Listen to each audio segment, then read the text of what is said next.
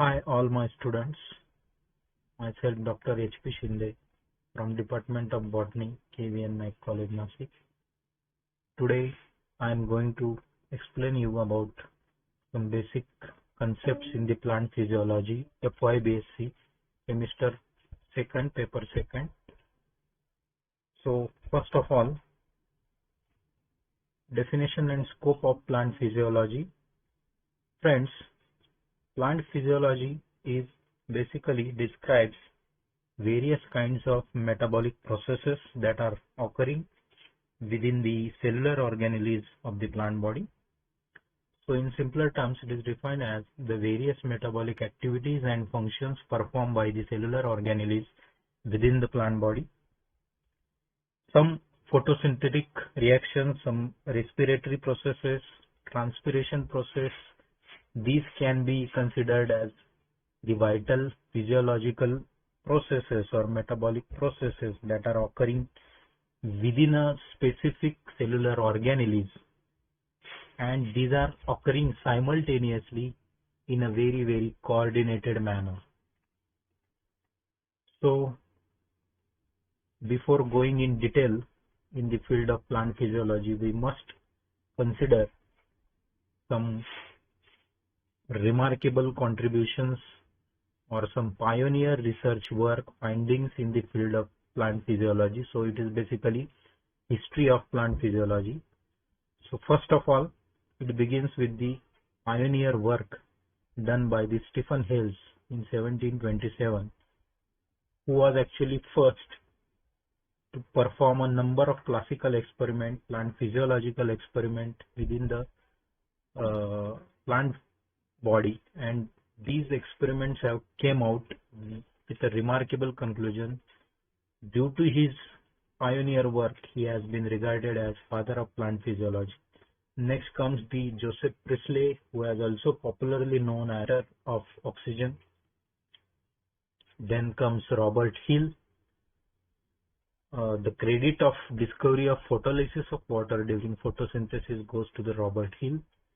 So photolysis of water is nothing but the splitting of water molecule into H2 and OH minus ion during photosynthesis that further activates the cyclic and non-cyclic photosynthetic reactions. Then comes Melvin Calvin, who has discovered the C3 pathway, that is cyclic changes occurring during light reactions. Then comes Hatch-Kochak, who has discovered C4 pathway. Then how we can forget the classical work done by the J.C. Bose, who was first to record the pulsatory activity within the plants. Then of course comes Charles Darwin, who has discovered the remarkable phenomenon, that is phototropism within the plant body. Then further Miller and Cook, who have discovered the nutrient medium used in a tissue culture experiments. So these are some of the remarkable findings, remarkable contributions in the field of plant physiology. Then comes the scope of plant physiology. The plant physiology serves as the foundation of numerous recent advances especially in the field of agriculture. So most of these fields are plant pathology, plant pharmacology, agronomy, floriculture, and there are several such disciplines in which we can find practical application of plant physiology. So in today's scenario, plant physiology is very important discipline, especially in the field. Now comes some important plant physiological phenomena. So from the exam point of view, these three important plant physiological phenomena, which are diffusion, osmosis, and plasmolysis. So we will see once of all diffusion. What is diffusion? Diffusion is nothing but a pure physical process, that is movement of molecules or movement of particles from the region of their higher concentration to the region of their lower concentration. So it is solute based phenomenon in which there is a continuous movement of molecules or solute particles from the region of their higher concentration to the region of their lower concentration. So this phenomenon is strictly based on concentration. So there are certain factors which are going to affect the rate of diffusion. So first of all, temperature. Temperature is, as we all know, it is directly proportional to the kinetic energy of the molecules or the particles. So basically, as the temperature increases, it increases the kinetic energy of the molecules or particles, and thereby it increases the rate of diffusion. Likewise, there is pressure also. Pressure is also having direct relationship with the rate of diffusion. Then the size of particles, more the size of the particles, then it will decrease the rate of diffusion. So size of the particles is inversely proportional to the rate of diffusion, unlike the temperature. Then comes the thickness of the barrier, that is nothing but the medium through which diffusion is occurring. So it is also going to affect the rate of diffusion. Then the concentration gradient. Concentration gradient is the most important phenomenon, most important factor that is directly proportional to the rate of diffusion. Now coming to the next important phenomenon, that is osmosis. So what is osmosis? Osmosis is a special kind of diffusion only. The only difference is that in osmosis there must be a liquid system has to be there. So during osmosis, what is happening when two solutions having two different concentration, when these are separated by means of a semi-permeable membrane, then solvent from weaker solution moves towards the stronger solution until a state of dynamic equilibrium is attained. So if you maintain the solution in a particular liquid system, and this liquid system has a partition by means of a semi-permeable membrane. Here you can see a semi-permeable membrane which actually separates the solution, same solution, that is sucrose solution or the sugar solution. So the same solution is separated by means of a semi-permeable membrane. Here you can see. So in this particular arm, one arm of this tube which is containing the whole solution. So in this particular arm there is a low concentration sugar solution, and in this particular arm you can see there is a higher concentration of sugar solution. Now this solution system is a liquid solution system and it is separated by means of a semi-permeable membrane. Now their conditions are favorable for the phenomenon of osmosis to occur. So what will you find here? So from the weaker solution, that means the region where there is excess of water molecules, excess of H2O is there, that excess of H2O or excess of water molecule will always tend to move towards the region where this is less in a concentration. So there is a net movement of H2O, that is water molecules, from the region where these are present in a higher amount to the region where these are present in a less amount. So that is the simple mechanism of osmosis. Here it is shown diagrammatically. So if a living plant cell is kept in a different types of solutions, following three conditions will occur. First condition, that is endosmosis, where there is an entry of water molecules within the cell from outside the solution. In such case, there will be a gain in weight, cell become turgid, and in such condition, the external solution is said to be a hypotonic solution. Another condition is called as exosmosis, wherein there is an exit of water molecules from the cell to the outside the solution. In such case, the cell will lose its weight and cell will become shrinked or flaccid. In such a case, the external solution is called as hypertonic solution. And the third case is called as situation or a condition where there is no exosmosis, no endosmosis.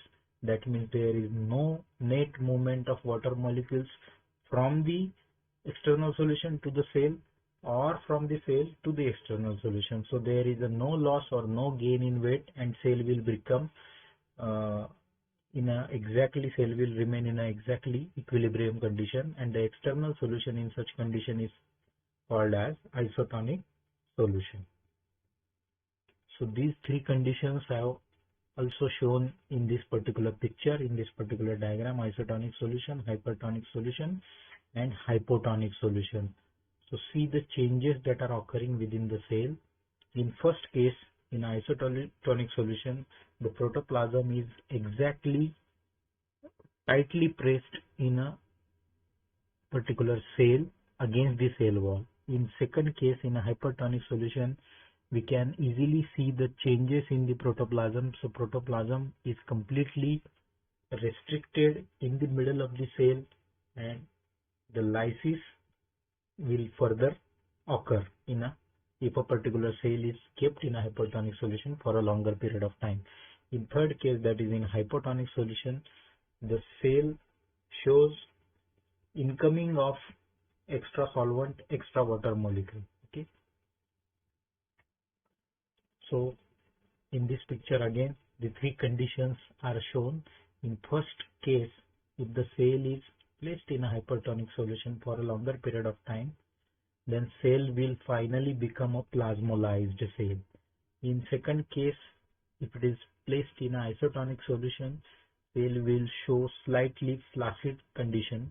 And in third case, if the cell is kept in a hypotonic solution, the turgidity will occur. This turgidity within the cell is going to play a significant role in several physiological processes and functions. Now, how osmosis occurs in a living plant cell? This is shown in a particular diagram. So these are some of the changes that occur during osmosis within the cell. Thus, on the basis of plant physiological phenomenon occurring within the plant cell, one can find the concentration of solutions. That is, in hypotonic solution, concentration is always lower, that is hypo, and solvent or water content is more than that of the solute. So this is the first condition. Second condition, in a hypotonic solution, the concentration is hyper, that is higher, and solvent or water content is the solute. We also need to see the point of differences between diffusion and osmosis. So these are some of the points of difference. So osmosis is a special kind of diffusion. Diffusion is a physical process and osmosis is a physiological process. Diffusion can occur in almost all states of matter, that is solid, liquid and gas, while osmosis is limited only to the liquid medium. Again, osmosis is requiring a semi-permeable membrane that basically separates the solutions having two different concentrations. But that is not the case in case of diffusion. Diffusion do not require a semi-permeable membrane. Again, in osmosis, it requires water for the movement of particles. Diffusion do not require water for movement of the particles. So in osmosis, only the solvent molecules can diffuse. In diffusion, there is no such condition. Both the molecules, that is solute as well as solvent, can. Now coming to the next phenomenon, that is plasmolysis.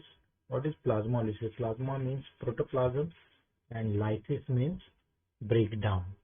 So plasmolysis, if the living plant cell is kept in a hypertonic solution for a longer period of time, then there will be a beginning of plasmolysis, means protoplasm will begin to show the lysis.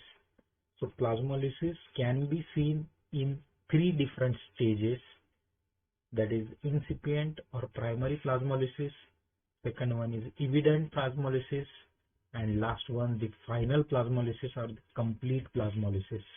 So in a normal condition, the protoplasm is tightly pressed against the cell wall. So in this particular picture, we can see how the protoplasm is in the equilibrium of the cell, total cell wall. In this particular plant cell or tissue, if it is placed in a hypertonic solution, then what will happen? Water will come out from the cell sap into the outer solution due to exosmosis, and the protoplasm begins to contract from the cell wall. So this is the just beginning of the plasmolysis. It is called a plasmolysis.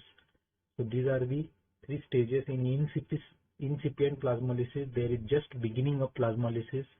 We cannot see the morphological symptoms of plasmolysis in this particular stage.